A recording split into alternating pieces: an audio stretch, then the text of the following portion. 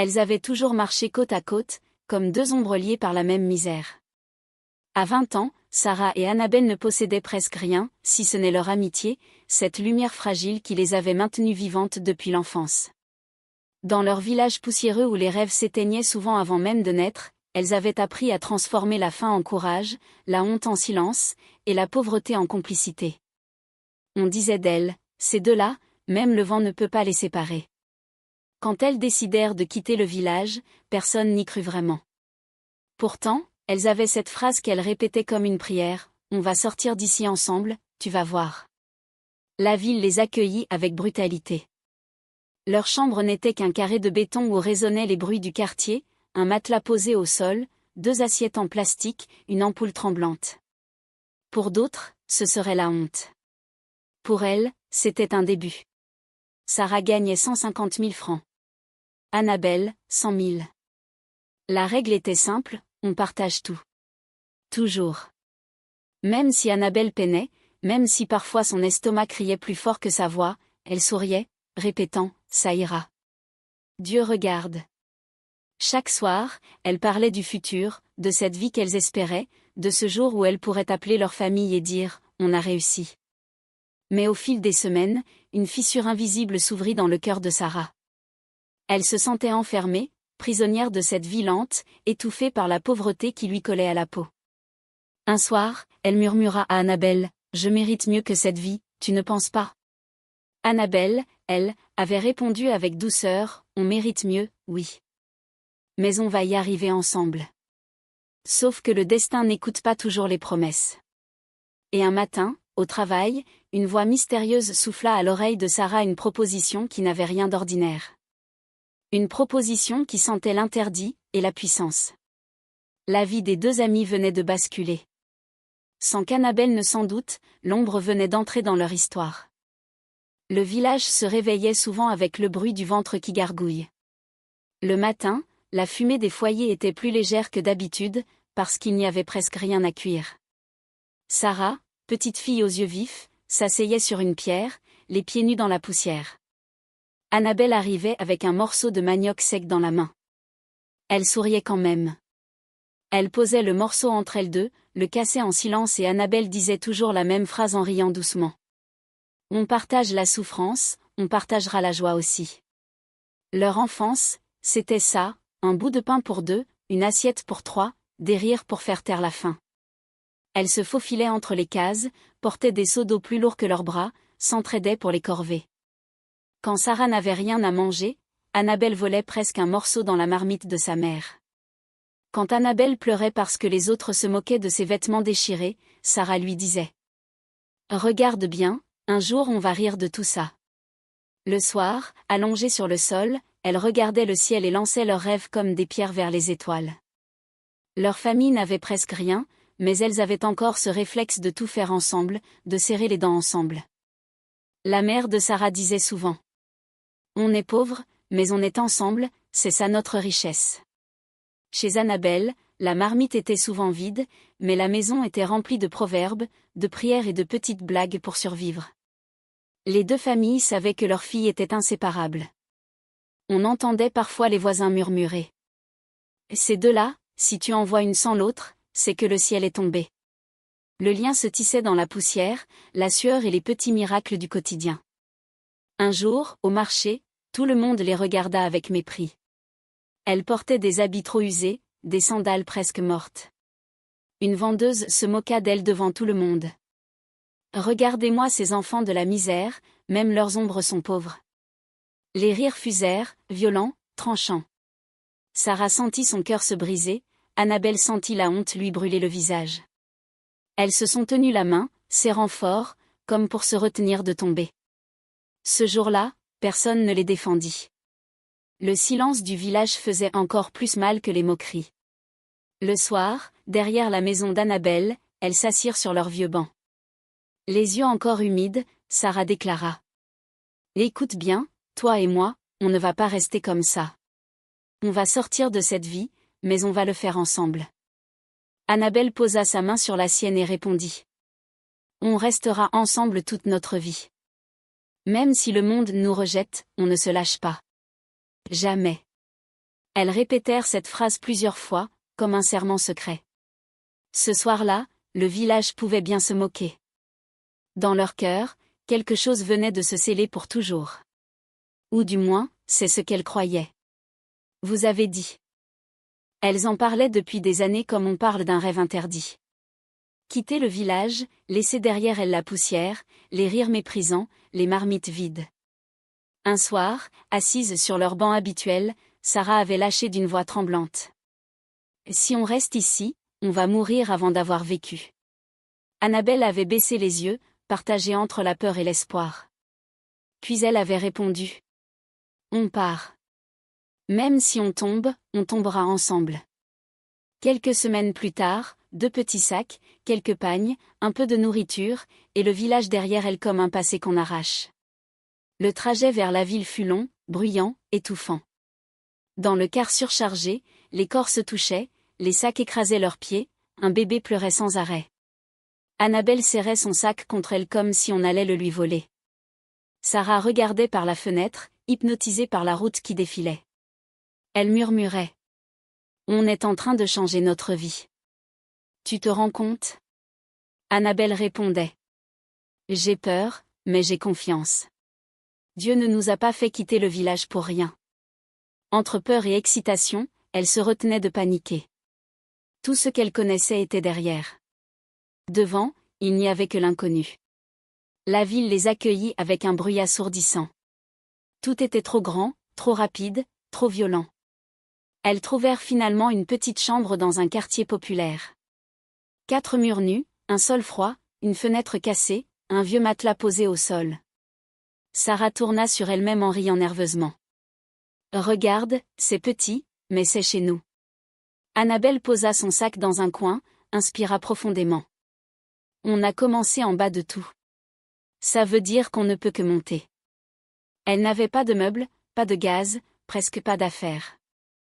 Pourtant, ce soir-là, elles prièrent et rigolèrent comme si elles venaient d'entrer dans un palais. Les premiers emplois arrivèrent vite, mais avec des salaires minuscules.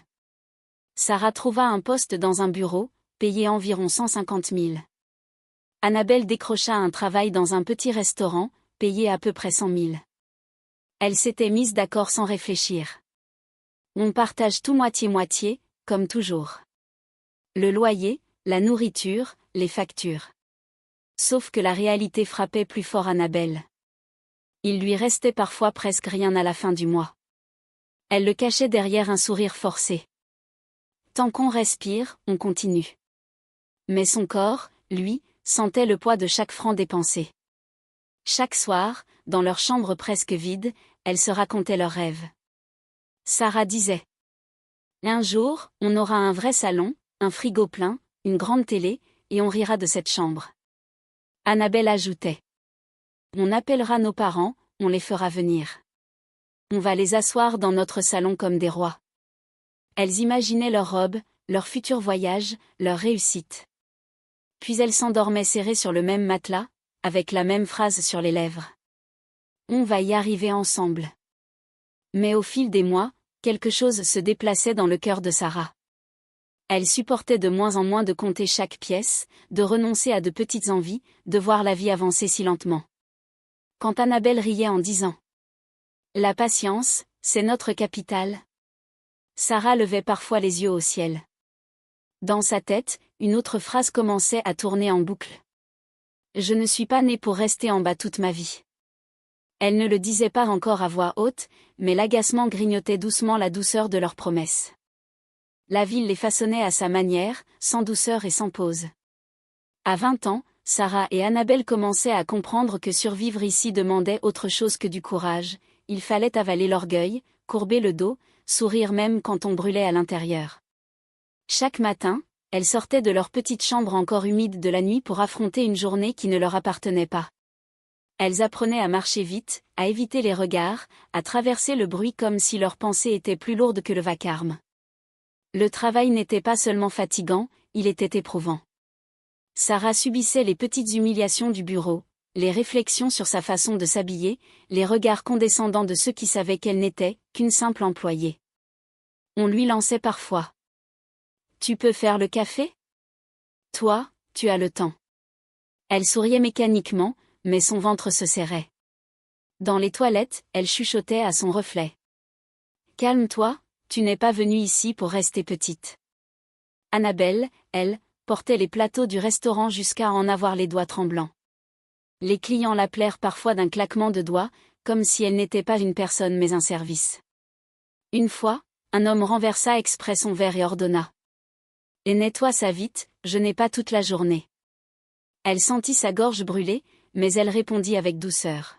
« Je le fais tout de suite, monsieur. » Elle finissait ses journées avec moins d'argent et plus d'épuisement, mais elle restait positive. Elle répétait comme un mantra. « Et Dieu voit tout. » Moi, je continue. C'était là que le contraste se creusait. Sarah avait l'impression d'étouffer dans un rôle trop étroit pour elle. Elle détestait sentir que sa vie avançait à petits pas. Elle disait parfois. On travaille trop pour gagner si peu. Ce n'est pas normal. Annabelle lui répondait. Peut-être, mais chaque pas compte. On finira par s'en sortir. Cette patience, cette humilité d'Annabelle, au lieu de rassurer Sarah, commençait à l'irriter. Elle voulait plus vite, plus grand, plus haut. Elle voulait briser la lenteur. Un jour, quelque chose bascula. Sarah sortait du bureau, usée, quand une voiture luxueuse se gara devant elle. Une femme descendit, grande, élégante, parfumée, habillée dans un tissu qui semblait coûter plus cher que tout ce que Sarah avait jamais possédé. Les gardes l'escortaient avec respect. Les passants la regardaient comme une apparition. Sarah resta figée. Une chaleur étrange lui monta au cœur. Elle murmura. « Voilà la vie que je mérite, pas ces humiliations. » Cette vision alluma en elle une envie brûlante, presque violente. Une voix intérieure chuchota. « Tu veux ça maintenant. Pas dans 10 ans. Maintenant. » Ce soir-là, alors qu'Annabelle parlait encore de patience et de foi, Sarah ne l'écoutait plus vraiment. Son esprit était déjà ailleurs, happé par la promesse d'une vie qui brillait trop fort pour ne pas la tenter. La veille encore, Sarah rentrait du travail avec les épaules lourdes. Mais ce matin-là, quelque chose d'inexplicable l'attendait. Glissé sous la porte, un papier noir très épais, sans nom, sans signature. Juste une phrase tracée à l'encre argentée. « Nous avons observé ton potentiel. Présente-toi ce soir. » Son cœur se serra. Une invitation venue de nulle part, comme un souffle de mystère. Elle eut un frisson, de peur ou d'excitation, elle ne sut pas. Le soir, poussée par une force qu'elle ne s'expliquait pas, Sarah suivit l'adresse indiquée. Un bâtiment discret, sans vitrine, éclairé par une seule lampe rouge. Un homme l'attendait à l'entrée. Costume impeccable. Regard calme mais perçant. Il l'accueillit comme s'il savait déjà tout d'elle. « Sarah, tu veux changer ta vie, n'est-ce pas ?» Elle ne comprenait pas comment il connaissait son prénom. « Qui êtes-vous ? Comment ?» Il leva la main pour l'interrompre. « Nous sommes un cercle qui ouvre les portes que le monde te ferme. Chez nous, les personnes comme toi ne rampent pas, elles montent. Très vite. » Ces mots frappaient directement sa fierté blessée. À l'intérieur, la pièce était presque vide, mais l'atmosphère lourde. L'homme lui parla longuement. De pouvoir. D'opportunité. De poste stratégique. Directrice, murmura-t-il comme une promesse sacrée. Le mot résonna dans la tête de Sarah comme un coup de tonnerre. Directrice. Elle qui servait encore le café au bureau. Et le salaire, osa-t-elle demander. Un sourire lent étira les lèvres de l'homme. 1 million. Stabilité. Respect. Obéissance des autres. Tout ce que tu n'as jamais eu. Mais plus il parlait, plus une peur sourde montait en elle. Pourquoi moi ? Parce que tu as faim, répondit-il simplement. Elle sentit son estomac se nouer. Oui, elle avait faim. Faim de dignité, de revanche, de vie meilleure. Le dilemme se déchira en elle, la voix d'Annabelle qui prêchait la patience, et cette voix nouvelle, séduisante, qui lui promettait de brûler toutes les étapes d'un coup. « Et, qu'est-ce que je dois faire ?» demanda-t-elle. L'homme se pencha vers elle, très lentement. « Choisir. Une fois que tu entres, il n'y a plus de retour en arrière. Tout ce que tu veux sera possible, mais tout aura un prix. Le mot prix la fit trembler. Pourtant, son ambition était plus forte que sa prudence. Elle imagina les regards admiratifs, les vêtements élégants, la vie luxueuse. Ses mains moites, sa respiration courte, et cette pensée qui s'imposa. Je ne peux pas rester pauvre toute ma vie. Elle signa. Sans poser assez de questions. Sans réfléchir assez. Surtout, sans en parler à Annabelle. Elle avait honte de son choix, mais plus encore, elle avait peur que son amie la ramène à la raison. Elle préféra se taire. En sortant, la nuit était étrangement silencieuse. Trop silencieuse. Une ombre passa juste derrière elle, comme si quelqu'un la suivait. Une silhouette qu'elle n'arriva pas à distinguer. Et dans la rue, toutes les lampes s'éteignirent d'un coup, ne laissant qu'une brise froide glisser sur sa nuque. Elle eut un frisson. Comme si quelque chose avait déjà commencé à la réclamer.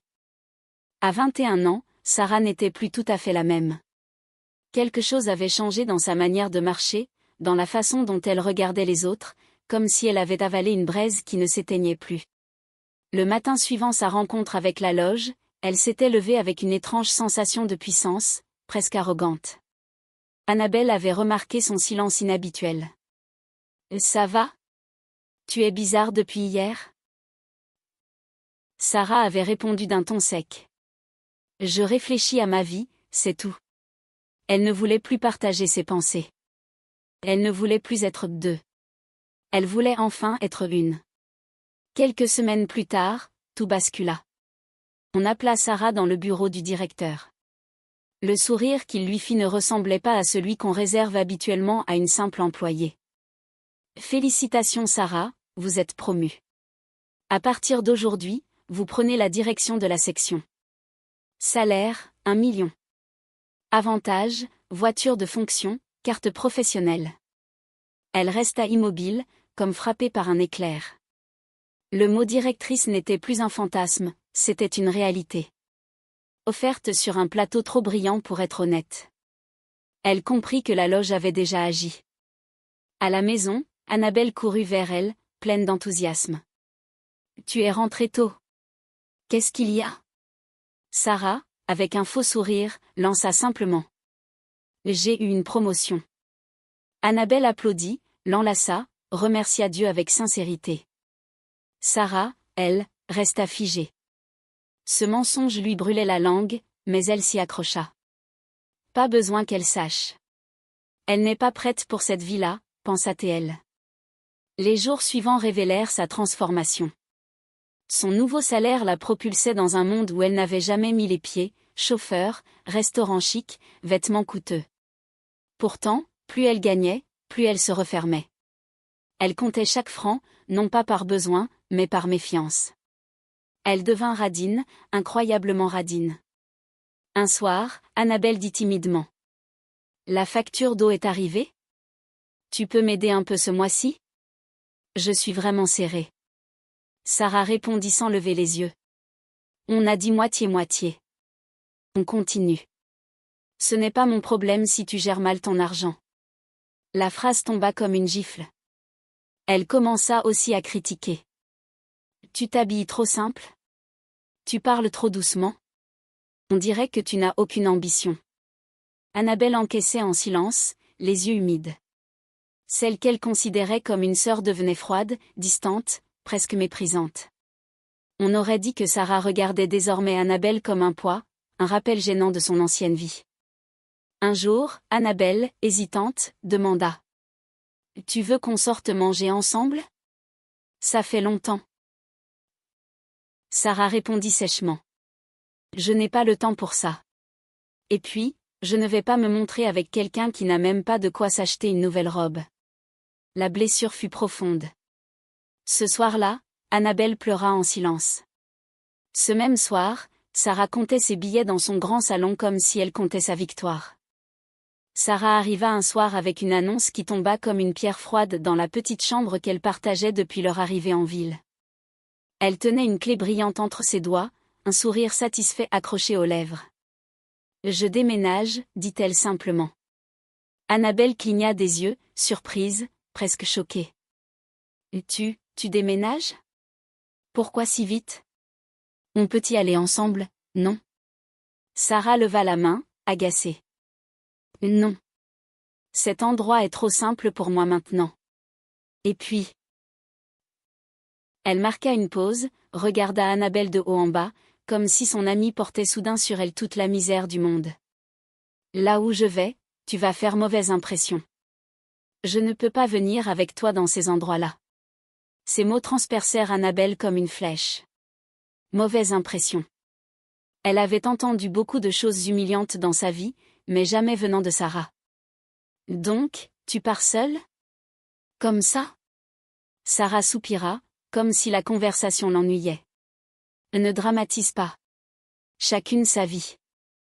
Je t'ai assez porté. Maintenant, il faut que tu apprennes à te débrouiller. Elle fit sa valise en quelques minutes. Les vêtements élégants, les nouveaux sacs, les talons auxquels n'avait jamais pu s'offrir avant, tout sentait le parfum d'une vie qui s'éloignait déjà. Quand elle franchit la porte, elle lança simplement. Je t'appellerai. Mais le ton disait clairement qu'elle ne le ferait pas. La chambre devint soudain immense, vide, suffocante. La respiration d'Annabelle résonnait contre les murs nus. Elle s'assit au milieu du matelas, tenant entre ses mains un pagne trop vieux, celui qu'elles utilisaient toutes les deux. Elle murmura pour elle-même. On avait promis. On avait dit ensemble. Une sensation d'abandon lui brûla la poitrine, plus forte que toutes les humiliations subies au village. C'était une trahison intime, silencieuse, une déchirure que personne ne pouvait comprendre. Elle répéta encore, d'une voix cassée. Pourquoi tu m'as laissé? Les jours suivants furent encore plus lourds. La chambre semblait plus sombre, comme si la lumière avait décidé de partir avec Sarah.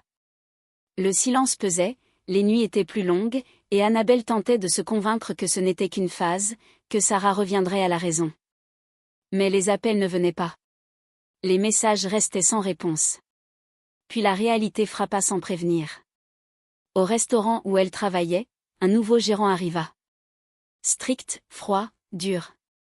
Il observa Annabelle quelques minutes, fit un signe au superviseur et déclara sans détour. On réduit le personnel. Vous pouvez partir. Immédiatement. Aucune explication. Aucune seconde chance. Annabelle sentit le sol s'effondrer sous elle. Dans sa main, le dernier salaire tremblait. Elle sortit du restaurant avec une sensation d'irréalité, comme si le monde l'avait oubliée. Elle ne le savait pas encore, mais cette perte serait la première pierre d'une longue descente. La perte de son travail s'abattit sur Annabelle comme une tempête qui ne prévient jamais. À 22 ans, elle se retrouva seule face à une réalité brutale qu'elle n'avait jamais imaginée. Les premiers jours, elle tenta de rester digne. Elle se disait « Ça va aller. Dieu ne m'abandonne pas. » Mais chaque matin qui passait apportait une nouvelle inquiétude. Le loyer. L'eau. La nourriture. Tout devenait trop lourd pour ses épaules déjà meurtries. Les dettes commencèrent à s'accumuler, d'abord timidement, puis comme une vague incontrôlable. Le propriétaire frappait à la porte avec une insistance glaciale. « Annabelle, si tu ne paies pas cette semaine, tu quittes ma chambre. » Elle lui répondait avec une voix tremblante, presque étranglée. « Donnez-moi encore un peu de temps, s'il vous plaît. » Mais le monde n'offre pas de temps à ceux qui n'ont plus rien. La faim devint une compagne brutale. Elle étirait ses repas, parfois se contentant de boire de l'eau pour tromper son estomac. Il lui arrivait de rester assise dans la chambre silencieuse, la tête entre les mains, murmurant. « Sarah, pourquoi tu m'as laissée comme ça ?» Chaque soir, elle essayait de l'appeler. Une fois. Puis 3. Puis 10. Toujours la même sonnerie, suivie du même vide. Les messages restaient lus, mais jamais répondus. Elle tenta un vocal, la voix tremblante. « S'il te plaît, j'ai besoin de toi. Juste pour un moment. » Mais Sarah ne rappela jamais. La solitude devint un poids qui écrasait sa poitrine. Les murs de la petite chambre semblaient se rapprocher un peu plus chaque jour. Parfois, elles se rendaient dans les lieux où elles avaient l'habitude de rire ensemble, juste pour sentir une trace d'avant. Mais tout semblait mort. Puis arriva le jour où tout bascula. Le propriétaire ouvrit la porte sans attendre, jeta ses affaires dehors sans pitié, comme si elles n'avaient jamais existé. « Tu sors maintenant. Je t'ai trop attendu. » Annabelle essaya d'expliquer, de supplier, mais sa voix ne trouvait plus de force. Elle rassembla ce qu'elle pouvait, serra ses sacs contre elle et marcha sans destination, les jambes tremblantes. Le soir venu, la ville devint immense et hostile. Elle n'avait nulle part où aller. Les voitures passaient sans la voir, les passants l'ignoraient. Elle pria, en silence, les yeux brûlants. C'est alors qu'elle aperçut une église. Une vieille bâtisse blanche éclairée par une bougie tremblante. Elle poussa la porte. L'intérieur sentait la cire et la pluie. Elle s'assit au fond, posa ses sacs au sol et s'allongea sur un banc, le cœur lourd.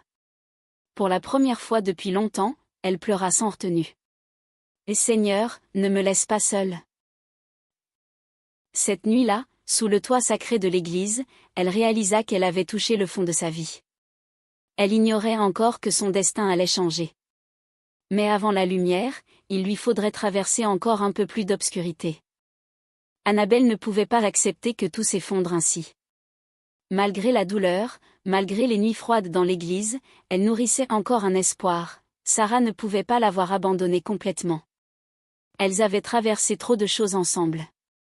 Elle se répéta cette phrase comme une prière brisée. Elle va comprendre. Elle va m'aider. Elle ne peut pas me laisser comme ça. Un matin, les yeux encore gonflés de fatigue, elle prit son sac et marcha jusqu'au nouveau quartier de Sarah. Un quartier où les routes semblaient plus propres que ses pensées, où les maisons respiraient le luxe et l'indifférence. Arrivée devant le gigantesque immeuble, elle inspira profondément et s'approcha du portail. 2 gardes en uniforme la fixèrent d'un regard sec. « Je viens voir Sarah. C'est une amie. Elle habite ici. » Les gardes échangèrent un regard amusé, presque dédaigneux. « Votre amie ? Ici ? Non, madame. Vous ne pouvez pas entrer. S'il vous plaît, prévenez-la. Dites-lui juste que je suis là. » L'un d'eux leva la main comme pour chasser un animal. « Madame, partez. Elle ne veut pas être dérangée par « des gens comme vous. » Ces mots lui arrachèrent quelque chose au fond du ventre. Des gens comme vous. Elle sentit le monde tourner autour d'elle. Elle resta devant le portail, espérant apercevoir Sarah dans une fenêtre, dans une voiture, n'importe où. Chaque minute qui passait étouffait un peu plus son cœur. Une pluie fine se mit à tomber, comme si le ciel lui-même s'acharnait. Finalement, les gardes la poussèrent doucement mais fermement. « Partez. Vous faites mauvaise impression. » La même phrase que Sarah avait un jour utilisée. Annabelle sentit ses jambes se dérober, mais elle ne tomba pas. Elle marcha simplement, la tête basse, le cœur brisé. Le lendemain, elle tenta une autre approche, le bureau. L'endroit où tout avait commencé, où elle rêvait de se voir un jour réussir ensemble. Annabelle entra, malgré son apparence épuisée, malgré les regards qui la traversaient comme une vitre sale. À l'accueil, elle murmura. « Je voudrais voir Sarah, juste une minute. » La secrétaire, en mâchant son chewing-gum, répondit sans lever les yeux. « Elle a dit qu'elle n'est pas disponible. » « Elle sait que je suis là ? » ?»« Oui. » « Elle a dit qu'elle n'a pas le temps pour ce genre de situation. » »« Ce genre de situation. » Encore une phrase qui tue. Annabelle resta plantée dans le hall, incapable de bouger. Elle espérait que Sarah sortirait, qu'elle dirait tout ça n'a aucun sens, viens, on va parler. Mais Sarah passa dans le couloir latéral, rapide, la tête haute, et fit semblant de ne pas la voir. Elle détourna volontairement le regard. Une deuxième mort. Annabelle sortit du bâtiment en titubant. La foule autour d'elle marchait vite, vivait, respirait. Elle, non. Elle n'était plus qu'une silhouette vide dans un monde trop lourd pour elle.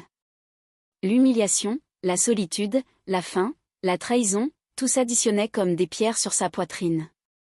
Elle arriva devant l'église en fin d'après-midi, les jambes brisées. Elle s'assit sur les marches, le visage dans les mains, incapable de retenir les sanglots qui secouaient tout son corps. « Pourquoi ? Pourquoi toi, Sarah ? Pourquoi maintenant ? Ce jour-là, Annabelle atteignit le fond du désespoir. Un endroit si sombre que même la prière semblait l'abandonner. Annabelle était allongée sur le banc du fond, le corps recroquevillé, les vêtements humides, les yeux gonflés d'avoir trop pleuré. À 23 ans, elle avait l'air d'une vieille âme enfermée dans un jeune corps. L'église résonnait de silence, seulement perturbée par quelques gouttes de pluie qui s'infiltraient par le toit. Elle n'avait plus la force de prier. Elle répétait simplement, comme une enfant perdue. « Seigneur, si tu m'entends, je n'ai plus rien. Plus rien du tout. » Ces mots se dissolvaient dans l'air froid. C'est alors qu'une silhouette entra. Une femme élégante, drapée dans un tissu sobre mais majestueux. Son allure tranchait avec la misère environnante. Elle s'avança lentement, observant les bancs comme si elle cherchait quelque chose de précis, ou quelqu'un. Ses yeux se posèrent sur Annabelle. Elle s'approcha, sans hésitation, comme si elle l'avait reconnue depuis toujours. « Ma fille, pourquoi es-tu seule ici à cette heure ?» La voix était douce, mais puissante, comme une main posée sur une plaie brûlante. Annabelle tenta de se redresser, essuyant ses joues du revers de sa manche. « J'ai tout perdu. Je n'ai nulle part où aller. » La femme la regarda longuement, sans jugement, sans pitié inutile. Un regard rare, celui qui voit au-delà de l'apparence. Elle posa un pagne propre sur les épaules d'Annabelle. Un geste simple. Mais après des mois d'humiliation, c'était un miracle. « Mange d'abord, » dit-elle en sortant un petit sachet de nourriture. Annabelle sentit sa gorge se serrer. Personne ne lui avait offert quelque chose depuis très longtemps. Elle trembla en ouvrant le sachet. « Merci, je ne sais même pas quoi dire. » « Dis seulement la vérité, tu veux te relever ?» Annabelle releva les yeux, surprise par la question. « Oui, mais je ne sais pas comment. » La femme sourit doucement. « On m'appelle Maman Lucie. Je gère plusieurs établissements en ville. Et je connais un endroit où une fille courageuse comme toi pourrait commencer. Un restaurant de prestige, où le travail est dur, mais où on reconnaît la valeur des gens. » Annabelle resta tétanisée. Un restaurant prestigieux ? Elle, qui dormait sur des bancs. Pourquoi vous m'aidez ? Vous ne me connaissez même pas. Maman Lucie répondit calmement. Certains chemins de lumière commencent dans les nuits les plus sombres. Et toi, on voit dans tes yeux que tu n'as pas abandonné. Tu es tombé, mais tu n'as pas haï. Tu mérites une main tendue. Elle sortit une petite carte de son sac. Va demain matin à cette adresse. Dis-leur que tu viens de ma part. Ils t'écouteront. Annabelle la prit avec des mains tremblantes. Tout en elle voulait croire, mais la peur lui mordait encore le cœur. Et si je ne suis pas à la hauteur ? Maman Lucie posa une main sur son épaule. Tu apprendras. Le reste, c'est Dieu qui fera. Ce soir-là, pour la première fois depuis longtemps, Annabelle sentit une petite flamme se rallumer dans sa poitrine. Fragile, mais bien réelle. Elle serra la carte contre elle comme une clé vers un avenir qu'elle n'avait pas osé rêver. Le lendemain, elle se présenterait. Tremblante, oui. Mais debout. Le lendemain matin, Annabelle se présenta au restaurant indiqué par Maman Lucie, le cœur battant si fort qu'elle avait l'impression que tout le monde pouvait l'entendre. Le bâtiment imposant la dépassait par son élégance. Elle entra, intimidée par la brillance des verres, la tenue impeccable du personnel, l'odeur raffinée qui flottait dans l'air. Ici, tout semblait trop grand pour la fille qui avait dormi sur un banc d'église la veille. Mais elle respira profondément. Et si Dieu m'a amenée ici, ce n'est pas pour me renvoyer dehors. Le premier jour fut un choc. Le chef de salle parlait vite, exigeait la perfection, les plateaux droits, les pas silencieux, les salutations impeccables, les règles strictes. Ici, on ne sert pas, on représente, répétait-il. Annabelle tremblait à chaque consigne, mais elle écoutait avec une concentration presque féroce. Chaque geste semblait une montagne, chaque erreur un risque de perdre cette chance précieuse. La pression la suivait comme une ombre. Pourtant, elle ne se plaignit jamais. Elle apprit. Elle observa. Elle recommença. Encore et encore. Très vite, les autres serveurs remarquèrent sa détermination. Là où certains râlaient, elle se taisait. Là où d'autres traînaient, elle courait. Là où certains faisaient juste le minimum, elle cherchait à comprendre ce que le client n'avait pas encore demandé. Ce n'était pas de la compétition.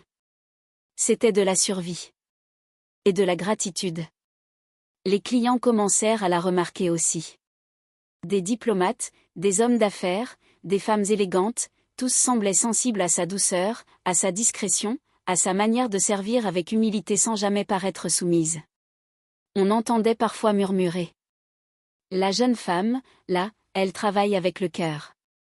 Ou faites-la venir, c'est elle que je veux à ma table. En quelques semaines, Annabelle devint indispensable. On l'appelait pour les tables les plus délicates, les clients exigeants, les dîners importants. Le directeur lui-même s'étonna un soir. On dirait que tu es née pour ce métier. Elle baissa la tête, un sourire timide. Si seulement il savait d'où elle venait. La reconstruction ne se voyait pas encore dans ses poches, mais elle brillait dans ses yeux. Chaque jour, elle sortait du restaurant un peu plus droite, un peu plus sûre d'elle, un peu plus vivante. La douleur de son passé ne disparaissait pas, elle devenait un moteur. Puis un soir, alors qu'elle rangeait les verres dans la réserve, le directeur entra. Annabelle, approche. Elle sentit son cœur accélérer. Un de nos partenaires organise un événement très important. Très officiel.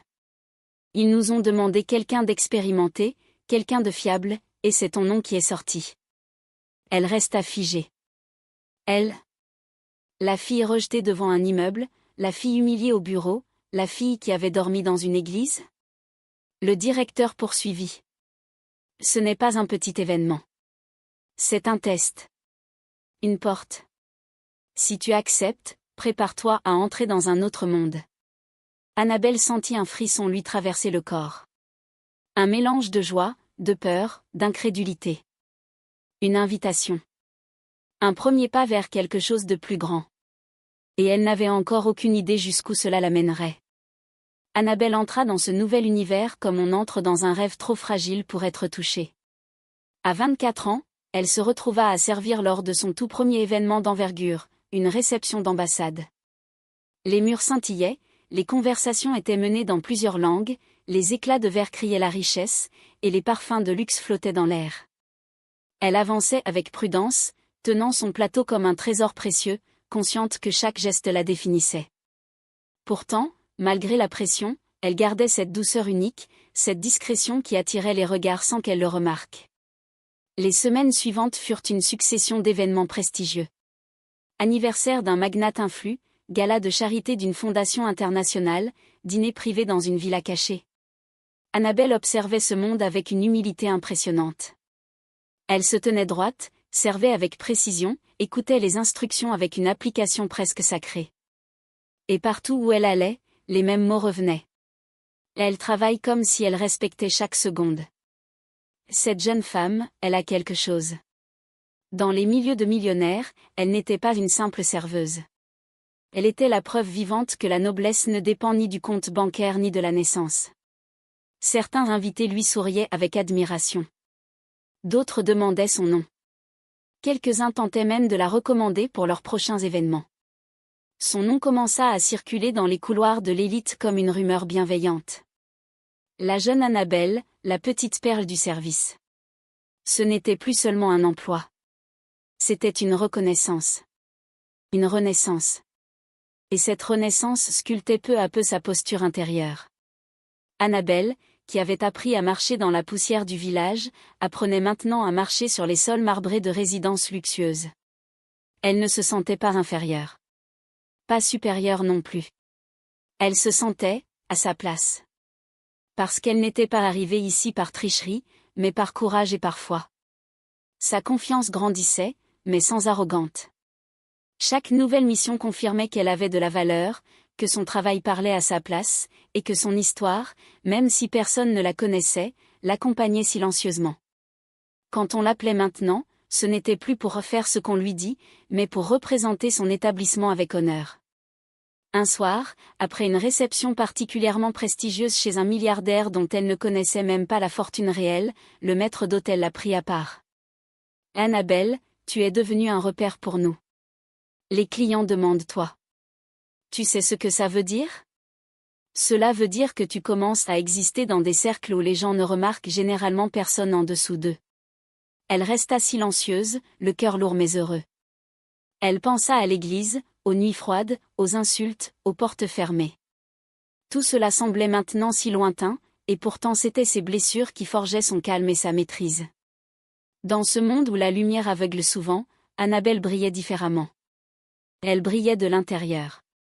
Et personne ne l'avait encore prévenue, sa lumière allait bientôt devenir impossible à ignorer.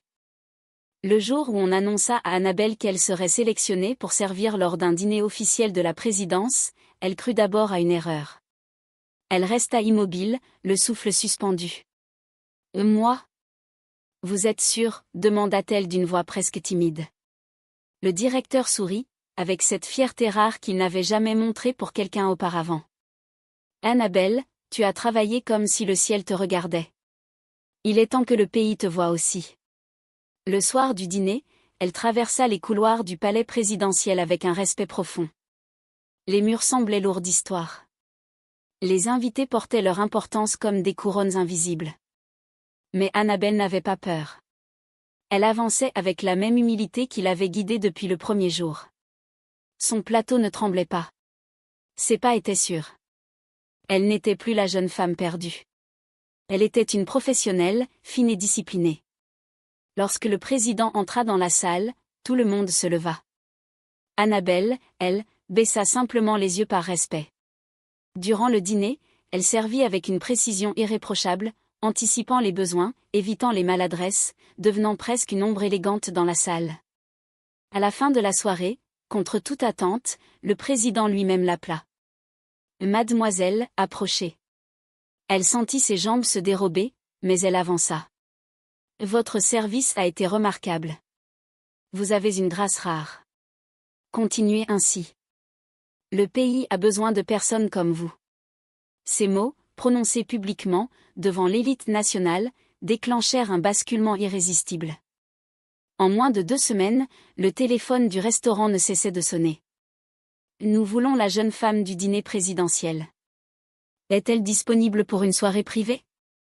Nous avons un événement international, nous la voulons.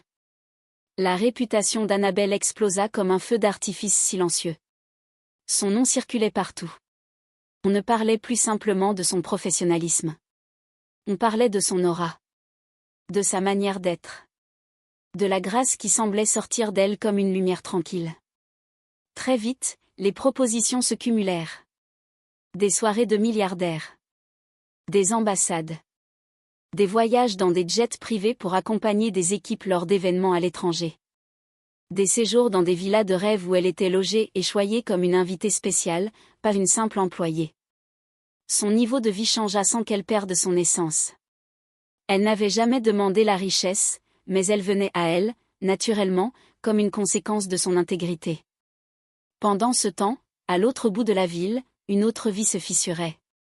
Sarah, bien qu'entourée d'apparences luxueuses, sentait depuis quelques semaines un poids écrasant. La loge devenait plus exigeante, plus intrusive. Des rendez-vous étranges. Des obligations qu'elle n'osait même plus questionner. Elle commença à perdre le sommeil. Son regard se troubla. Et une sensation nouvelle s'insinua dans son esprit. Quelque chose va mal tourner. Ce que Sarah ignorait encore, c'est que son heure de payer approchait. À 25 ans, Sarah ne vivait plus dans le luxe, elle survivait dans une prison invisible. Plus les mois passaient, plus la loge serrait son emprise autour d'elle. Ce qui, au début, ressemblait à un simple échange de loyauté contre réussite, se transforma en un système étouffant où chaque respiration semblait surveillée. Les exigences devinrent étranges. Les sacrifices, de plus en plus personnels. Les réunions nocturnes obligatoires. Les menaces, toujours voilées, mais terriblement claires. Tu dois montrer que tu mérites ce que nous t'avons donné. Rien n'est gratuit ici. Ces paroles tournaient dans sa tête comme un chant sombre. Un soir, on lui demanda un geste qui dépassait ses limites morales, un acte qu'elle sentit comme une fracture dans son âme. « Je ne peux pas faire ça », murmura-t-elle, la voix tremblante. Le membre de la loge la fixa longtemps, un sourire glacial au coin des lèvres. « Alors c'est toi qui as oublié les règles. Rien ne s'obtient sans prix. Tu as profité, maintenant tu dois payer. Pour la première fois depuis le début, Sarah sentit la panique l'envahir complètement. Elle tenta de s'échapper de cette mécanique qui l'avait façonnée, séduite, engloutie. Elle ne dormait plus, se retournait des nuits entières, répétant. Je veux partir. Je veux partir. Je veux sortir de ça. Elle tenta une rupture. Un refus clair. Une demande de distance. Elle croyait naïvement que la loge allait la laisser partir comme une simple employée démissionne d'un travail. Elle ne comprit l'erreur qu'au moment où tout bascula. Un matin, en arrivant au bureau, sa carte ne passa plus. Erreur système, dit le garde en détournant le regard. Dans son bureau, une autre directrice l'attendait, assise à sa place, souriante. Dans les comptes bancaires qu'elle consulta frénétiquement, plus rien. Toutes ses économies, bonus, primes, disparues. Son appartement fut réclamé le jour même. Le logement appartient à l'entreprise. Vous devez quitter les lieux immédiatement. Sarah regardait autour d'elle comme une enfant perdue dans un marché immense. Tout ce qu'elle possédait la veille n'était que prêté. Rien ne lui appartenait vraiment. Et maintenant, on venait de lui reprendre chaque morceau de sa vie. Elle appela les amis du luxe, ceux qui l'accompagnaient dans les soirées, ceux qui posaient avec elle sur les photos scintillantes. Aucun ne décrocha. Aucun ne répondit. Un la bloqua même après avoir lu son message. Elle marcha longtemps dans les rues, sans savoir où aller.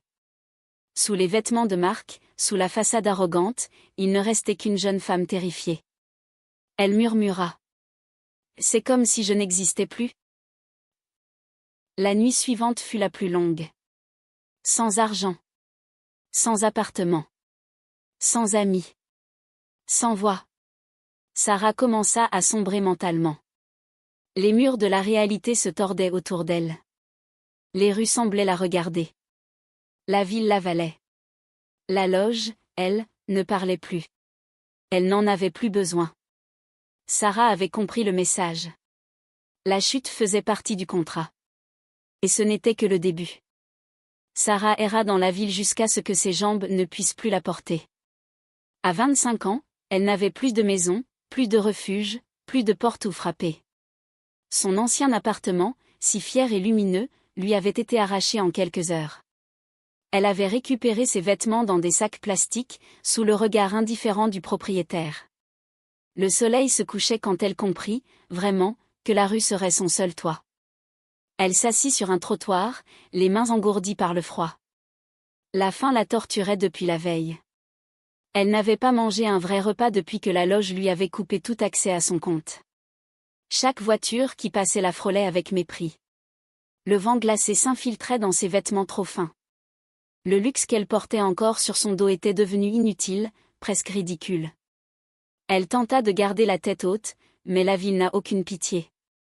La nuit tomba comme une punition.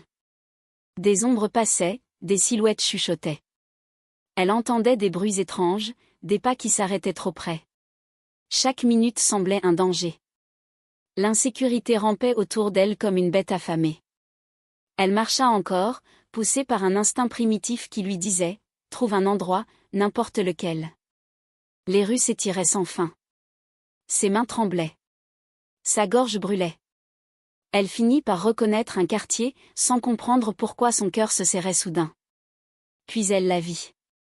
La vieille église. La même où Annabelle avait trouvé refuge. La même où, autrefois, elle aurait pu venir, si elle avait eu un cœur moins dur. Sarah resta devant la porte, paralysée. Le passé la giflait. Elle posa la main sur le bois froid, hésita, puis entra. Le silence était lourd. Le même banc. Le même parfum de cire et d'humidité. Le même écho que celui qui avait accompagné la souffrance d'Annabelle. Elle s'assit au fond, exactement à la place où son amie avait dormi des mois plus tôt. Le banc semblait reconnaître le poids de la détresse. Sarah resserra son manteau contre elle, mais le froid entrait quand même. Elle ferma les yeux, pour la première fois depuis longtemps, elle sentit une larme couler. Pas une larme de colère. Une larme de désespoir. Le choc de la solitude l'acheva. Personne ne l'attendait. Personne ne l'appelait. Personne ne s'inquiéterait si elle disparaissait. Elle murmura, d'une voix cassée. Je suis seule, tellement seule. La faim lui tordait le ventre. Le froid lui mordait les os. Elle s'allongea sur le banc, cherchant une position qui atténuerait la douleur. Mais ce n'était pas seulement son corps qui souffrait. C'était son âme. Au cœur de la nuit, alors que la pluie commençait à frapper les vitres, une pensée jaillit dans son esprit. Une pensée qu'elle avait fuie, qu'elle avait enterrée, qu'elle avait refusé d'affronter. Annabelle. Ce nom fit trembler tout son être. Comme une lumière fragile dans un océan noir. Elle se redressa lentement, les yeux humides. Et pour la première fois depuis des années, elle se demanda si elle n'avait pas détruit la seule personne qui aurait pu la sauver. Sarah marcha longtemps sous une pluie lourde, presque violente, comme si le ciel lui-même voulait effacer tout ce qu'elle avait été. À 25 ans, elle traversait la ville sans parapluie, trempée jusqu'aux os, mais insensible au froid. Chaque goutte semblait frapper son visage comme un rappel, « Tu as tout gâché, tu as tout perdu. » Ses chaussures glissaient sur le sol, ses vêtements s'alourdissaient, ses mains tremblaient, mais elle continuait à avancer. Un seul nom la guidait. Un seul espoir. Annabelle. La route lui parut interminable. Les quartiers riches où elle paradait autrefois devinrent des mirages humiliants. Les rues modestes qu'elle avait méprisées autrefois la regardaient aujourd'hui comme une vérité qu'elle avait fui. Elle boitait, s'arrêtait parfois pour reprendre son souffle, mais la douleur dans sa poitrine la poussait en avant. Je dois lui parler, je dois lui dire la vérité. Murmurait-elle comme une prière brisée. Quand elle arriva enfin devant la maison moderne d'Annabelle, ses jambes ne voulaient plus avancer. Elle n'avait plus rien, ni dignité, ni force, ni excuse valable. Juste un cœur fissuré et une culpabilité immense. Elle leva la main, frappa une fois. Rien. Elle frappa encore, plus faiblement. La porte s'ouvrit. Annabelle apparut, sereine, belle dans sa simplicité, enveloppée dans une aura paisible qu'on ne lui avait jamais vue autrefois. Le contraste fut brutal. Sarah, trempée, maigre, les yeux perdus. Annabelle, solide, restaurée, rayonnante. La vision la transperça. Un sanglot la brisa. Sarah tomba à genoux dans la flaque d'eau formée devant la porte. Ses mains tremblaient, son corps se courba en avant comme si le poids de ses fautes l'écrasait. Annabelle, pardon, je t'en supplie. Sa voix se déchira. Je n'ai plus rien, plus personne, j'ai tout perdu, et c'est moi qui t'ai abandonné quand tu avais besoin de moi.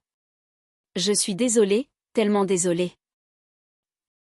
Annabelle resta immobile quelques secondes, comme figée dans un souvenir trop douloureux. Car en une fraction de seconde, tout revint. Les nuits froides dans l'église. Les appels ignorés. Les humiliations devant les gardes. Le regard de Sarah qui passait à côté d'elle comme si elle n'était rien. Cette douleur profonde, elle la ressentit de nouveau, comme une cicatrice qu'on rouvre. Elle ferma les yeux, inspira longuement. Elle aurait pu claquer la porte. Elle aurait pu dire, tu récoltes ce que tu as semé. Elle aurait pu la laisser dans la pluie, comme elle aussi avait été laissée dans la rue. Mais Annabelle n'était pas faite de rancune. Elle était faite d'une force différente, forgée dans l'humilité, la foi et la douleur surmontée. Elle se pencha lentement, posa une main sur l'épaule tremblante de Sarah. Un geste simple, mais lourd de tout ce qu'elles avaient été autrefois. Lève-toi, Sarah, entre. Sa voix n'était ni douce, ni dure. Elle était vraie. Sarah releva la tête, le visage couvert de larmes et de pluie. Et dans les yeux d'Annabelle, elle vit quelque chose qu'elle croyait avoir perdu pour toujours. Un espace encore ouvert, malgré les blessures. Elle comprit alors que le pardon existe. Mais qu'il n'efface jamais tout. Annabelle fit entrer Sarah sans un mot de plus. La chaleur de la maison contrastait violemment avec le froid de la pluie qui collait encore à la peau de Sarah. Elle tenait ses bras contre elle, tremblante, comme une enfant qui aurait perdu son chemin. Annabelle l'observa un instant. Pas avec mépris, mais avec une lucidité calme. Elle alla chercher une serviette, des vêtements propres, puis posa une assiette chaude sur la table. Mange d'abord, dit-elle simplement. Sarah éclata en sanglots en voyant la nourriture. Elle n'avait pas connu un vrai repas depuis des jours. Elle murmura. Tu n'aurais pas dû. Après tout ce que je t'ai fait. Annabelle répondit sans détourner le regard. Ce n'est pas une question de mériter. C'est une question d'humanité. Après la douche, Sarah sortit vêtue de vêtements propres, l'air un peu moins perdu. Elle n'osait pas s'asseoir sans permission, comme si elle craignait d'abîmer quelque chose. Annabelle lui désigna une chaise. Reste ici pour quelques jours. Tu vas te reposer. Une larme glissa encore sur la joue de Sarah. Merci. Annabelle, merci. Mais Annabelle n'était pas naïve. Son visage restait calme, mais ses yeux disaient une vérité immuable, elle se souvenait de tout. Elle s'assit en face de Sarah, les mains jointes. Je vais t'aider, mais pas comme avant. Il faut que tu comprennes ça.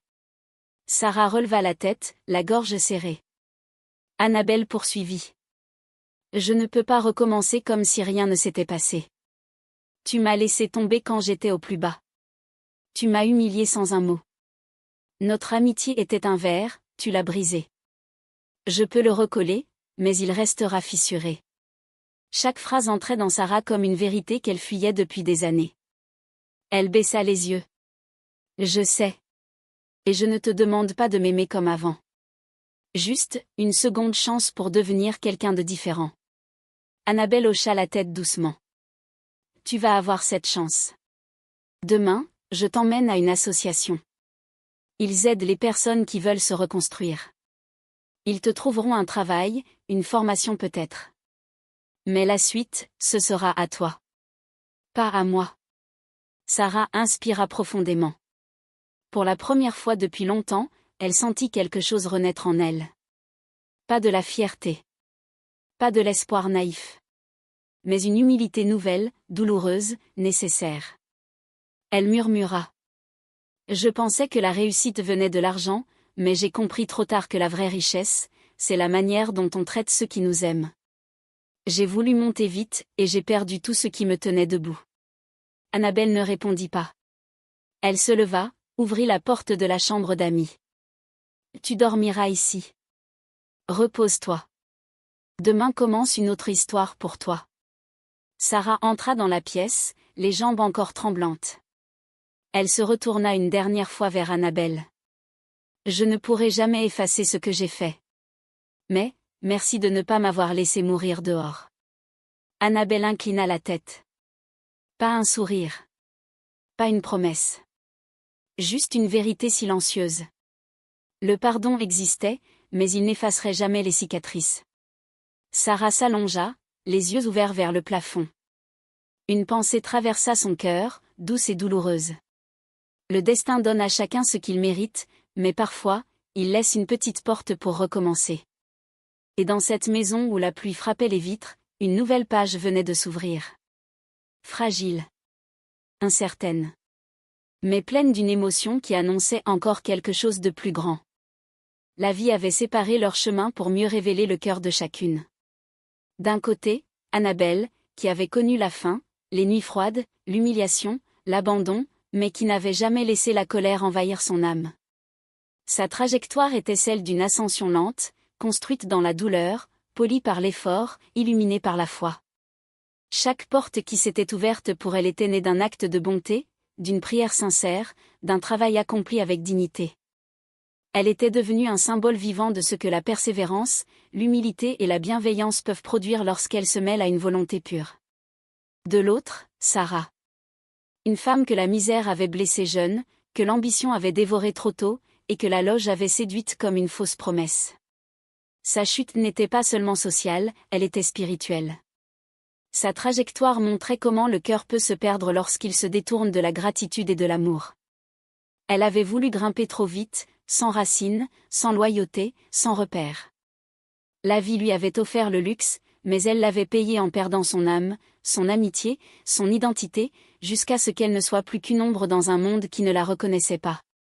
Et pourtant, même au fond de sa déchéance, une vérité s'imposa, le mal que l'on inflige finit toujours par revenir, tout comme le bien que l'on fait. La vie ne punit pas. Elle révèle. Elle rend à chacun le reflet exact de son propre cœur. Annabelle devint le visage de la résilience, de la grâce, de la bonté qui élève. Sarah devint le rappel que l'ambition, lorsqu'elle ignore la loyauté et tue l'amour, devient une route sans retour. Mais le message final allait au-delà de leur histoire personnelle. Il disait ceci: la réussite n'est jamais un hasard. Elle grandit dans l'obscurité, se construit dans la patience, et récompense ceux qui avancent sans écraser les autres. Il disait aussi: une porte fermée n'est jamais la fin. C'est le début d'une autre destinée, souvent plus juste et plus pure que ce qu'on imaginait. Et enfin, il murmurait au public une vérité essentielle. Ce n'est pas la richesse qui définit une personne, mais sa manière de traiter ceux qui l'aiment. Le destin n'oublie rien. Mais il redonne toujours une chance à ceux qui acceptent d'apprendre. Ainsi se termine leur histoire. 2 chemins. 2 choix. 2 vérités. Une seule leçon. La vie récompense les cœurs sincères, et dévoile ceux qui trichent avec l'amour. Vous avez dit.